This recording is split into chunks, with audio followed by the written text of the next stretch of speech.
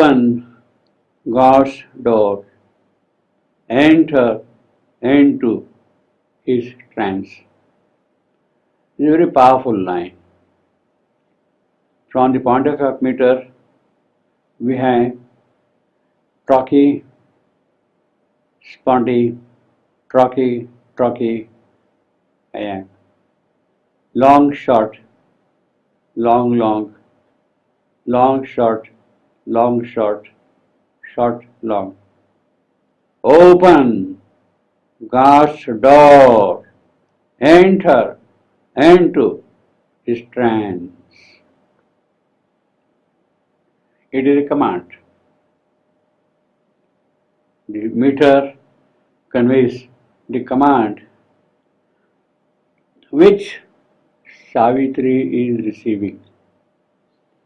This is the voice from above which has entered into Savitri, who is speaking to her.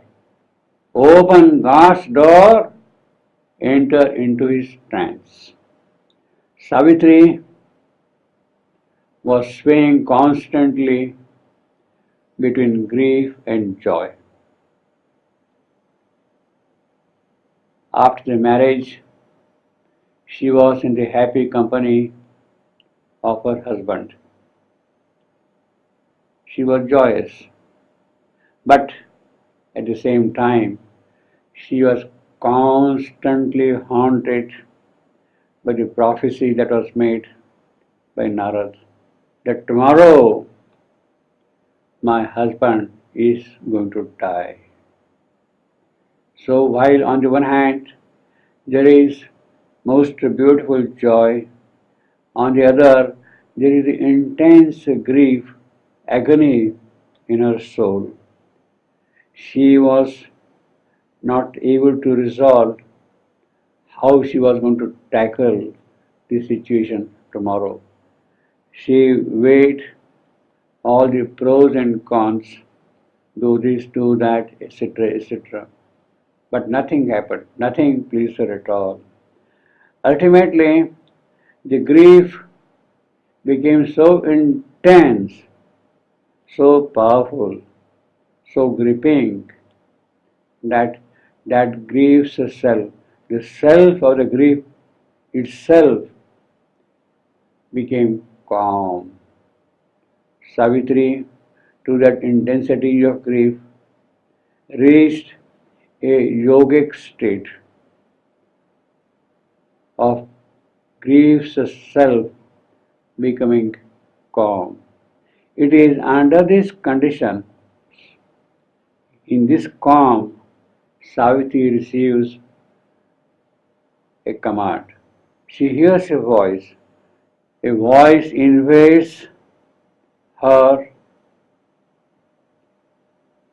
from above, and it lands on the center of her brow, the Ajna Chakra.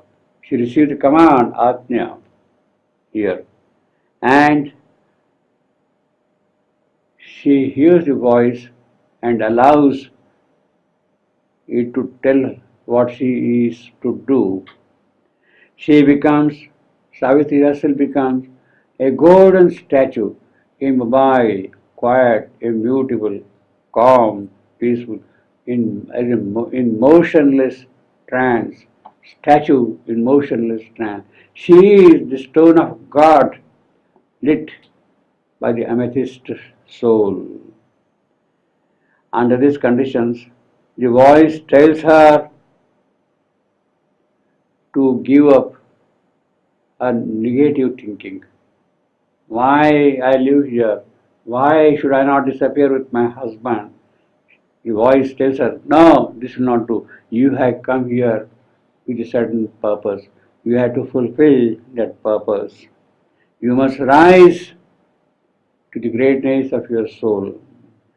You must get up to the reality of your own being and to get prepared to receive the strength by which you can vanquish, you can defeat, you can conquer time and death. This is what the voice is telling to Savitri. Savitri pleads her helplessness. She says, "You are telling me to get up and vanquish time and death. But look what has happened. My strength has been taken away from me and given to death.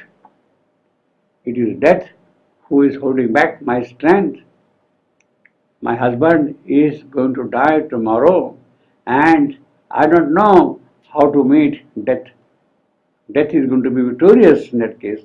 Death has taken away my strength." The voice is firm and tells Savitri, "Savitri, that would not do. She should remember why she had come here, what for she has taken this birth. She must recover her hid self, the self which is hidden within her, it must come out. The human veil must disappear and her true self must emerge. In silence, she must seek the meaning of her soul. The meaning of her soul, God's meaning which has been put in her soul. She must change mortal nature to divine nature. That is what she has come here for, to change mortal nature into the divine. For that purpose she has come here. She must open God's door and enter into his trance.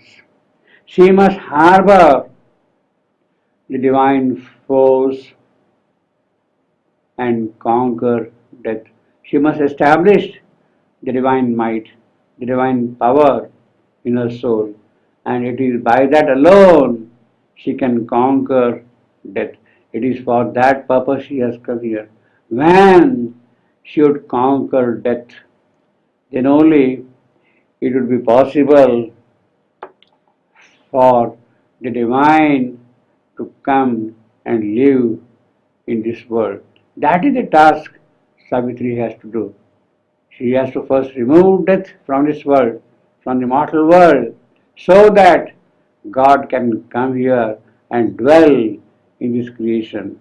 And it is in that process that the possibility of the spirit can expand, can grow, can bloom, can flower, can fructify in this creation.